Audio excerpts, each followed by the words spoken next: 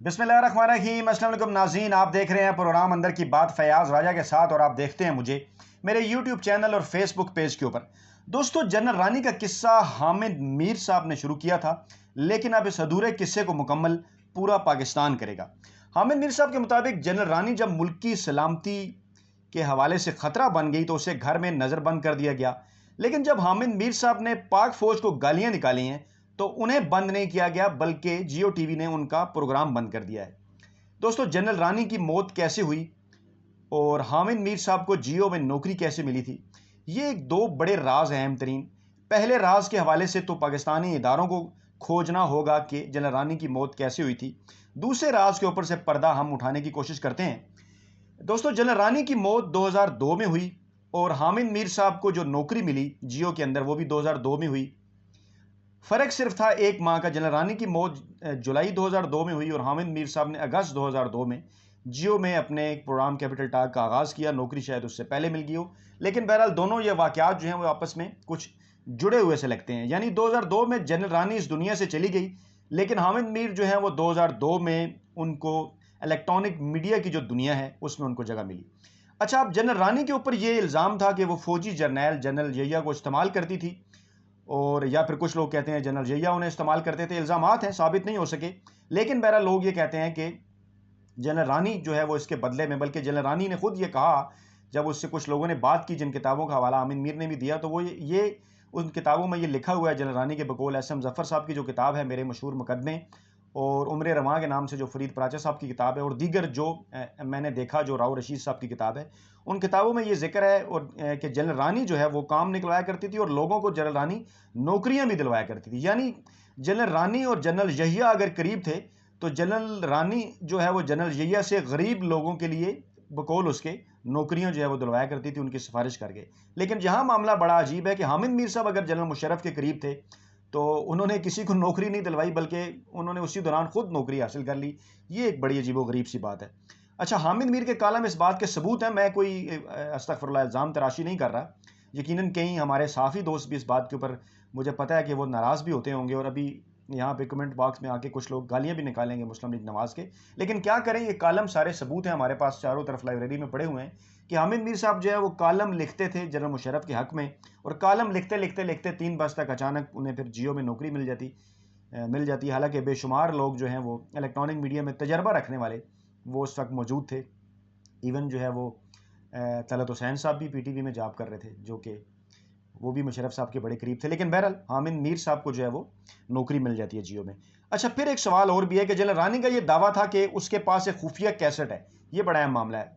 General रानी का ये दावा था उस किताब के बकौल जो कि फ़रीद प्राचा साहब ने लिखी और जो कि लिखी एस एम ज़फ़र साहब ने, कि जनरल रानी साहब हाँ, कि जो जनरल रानी है उनका ये दावा था कि उनके पास एक कैसेट है, जेल में वो बताया करती थी कि जिससे ये साबित होता है कि पाकिस्तान जो है वो जनरल यहिया ने नहीं तोड़ा बल्कि भुट्टो ने तोड़ा है। यानी कि जनरल यहिया जब उनकी उनसे इक़्तिदार चला भी गया और भुट्टो साहब का इक़्तिदार आ गया और भुट्टो साहब ने बकौल उनको जेल में डाल दिया और उनके घर पे पहरा लगा दिया, उससे पहले उन्हें नज़रबंद कर दिया, तो वो ये कहती थीं कि उनके पास ऐसा कैसेट जो है वो मौजूद है कि जिससे ये साबित हो सकता है कि पाकिस्तान जो है वो भुट्टो ने तोड़ा, इसलिए मौजूदा जो हुकूमत है उसने उन्हें बंद कर दिया ताकि मैं अपना ये दावा साबित ना कर सकूं।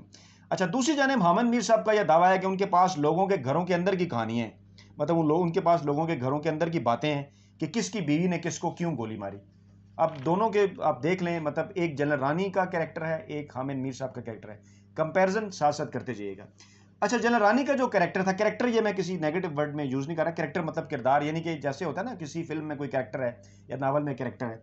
जनरल रानी का कैरेक्टर ये था कि जनरल यहिया के साथ जब वो इक़्तिदार में थे जनरल यहिया, तो वो उस वक्त भी उनकी वफ़ादार थी और इक़्तिदार के बाद भी वो जनरल यहिया की वफ़ादार रही और भुट्टो की वो मुखालिफ रही जनरल रानी।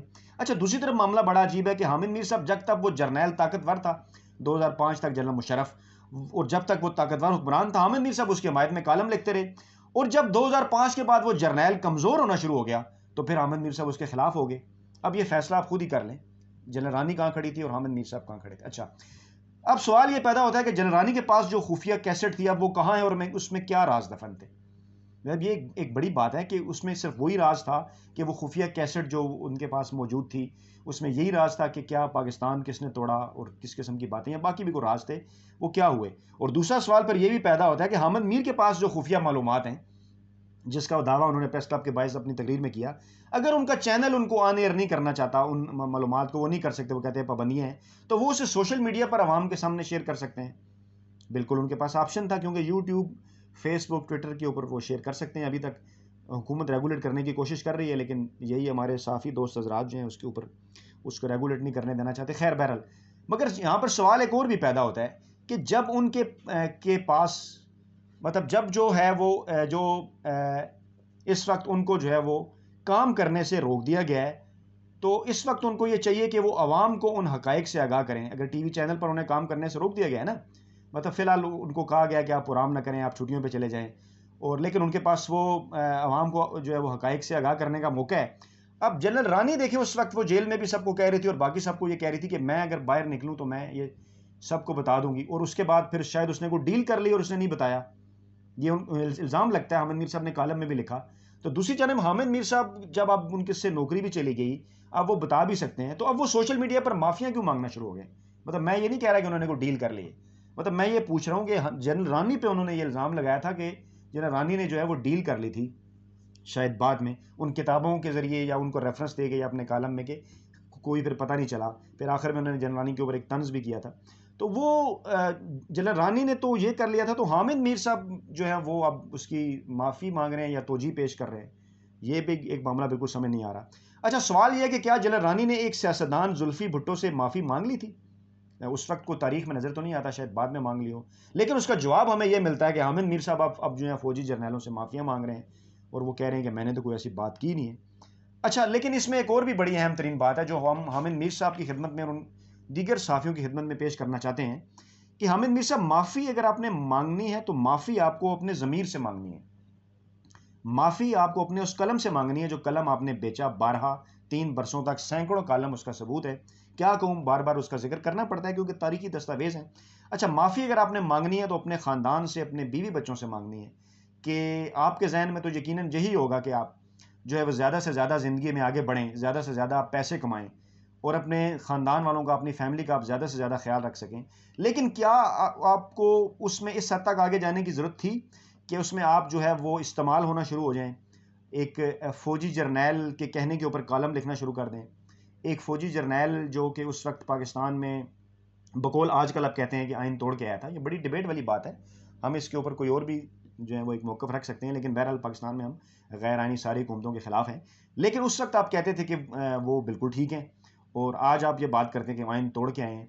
तो माफ़ी आपको सोचना होगा कि माफ़ी आपने किससे मांगनी है। क्या आपने माफ़ी उस हामिद मीर से मांगनी है जो जनरल मुशर्रफ को मुजाहिद, और जनरल मुशर्रफ को सलाउद्दीन अयूबी, और जनरल मुशर्रफ को पाकिस्तानी कौम का मसीहा करार देता था, या माफ़ी आपने उस हामिद मीर से मांगनी है जो आज एक रिटायर जर्नैल को, जो कि बीमार है, उसको वो चूहा करार देता है।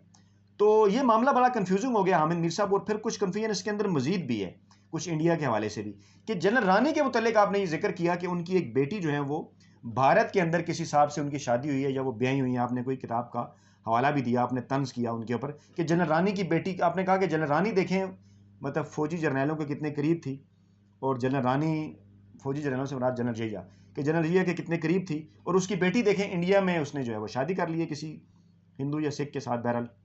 और दूसरी तरफ एक अजीब बात और भी है कि हामिद मीर साहब, जो कि कभी किसी ज़माने में फ़ौजी जर्नैल जनरल मुशर्रफ के बड़े करीब थे, वो अब इंडियन अखबारात के लिए लिखना शुरू हो गए और पहले भी लिख रहे हैं। और कभी टीवी पे आके हमने बीपरों के खुद सुने हैं, यूट्यूब के ऊपर, वो जिसमें वो मजाक भी कभी उड़ाते हैं परेड के हवाले से बात करके। कभी वो ये कहते हैं कि जहाज़ जनाब उन्होंने परवाज़ शुरू कर दी है, कोई इंडिया हमला करने वाला है। इस किस्म की बातें आपको सुनने में मिलती हैं यूट्यूब के ऊपर। तो ये मामला बड़ा अजीबो-गरीब है, क्योंकि इंडिया का जिक्र आया तो आपने कहा कि इंडिया में जनरल रानी की बेटी ने शादी कर ली। तो सवाल ये पैदा होता है कि इंडिया में जनरल रानी की बेटी ने शादी तो कर ली, तो आप इंडियन, अगर जनरल रानी की बेटी का इंडियन किसी से शादी करना गलत है, तो क्या इंडियन अखबारों के साथ सहाफ़ती शादी दुरुस्त है?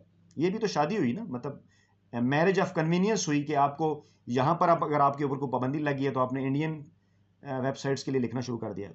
तो नाज़रीन, ये बहुत बड़े बड़े सवालात हैं जो कि इस थंबनेल के ज़रिए भी हमने आपके सामने रखे, और बाज़ लोगों को एतराज़ भी इस बात के ऊपर हो जाता है कि थंबनेल जनाब क्या। तो बिल्कुल थंबनेल बिल्कुल यही है कि हामिद मीर और जो जनरल रानी है, उनका एक तरह से ये भी कहा जा सकता है कि कैसे उनमें दरमियान में कौन सी चीज़ मुश्तरक है, या क्या उनके दरमियान ताल्लुक़ है, या जनरल रानी की मौत कैसे हुई, और हामिद मीर साहब की अभी ये जो सहाफ़ती जो ज़िंदगी ख़त्म हुई है जियो से, ये मामला कैसे हुआ, और फिर वो खुफिया कैसेट कहाँ पे है जो जनरल रानी के पास थी जिसके मतलब दावा था, और वो खुफिया राज कहाँ है जो जिसके मतलब हामिद मीर साहब का दावा था।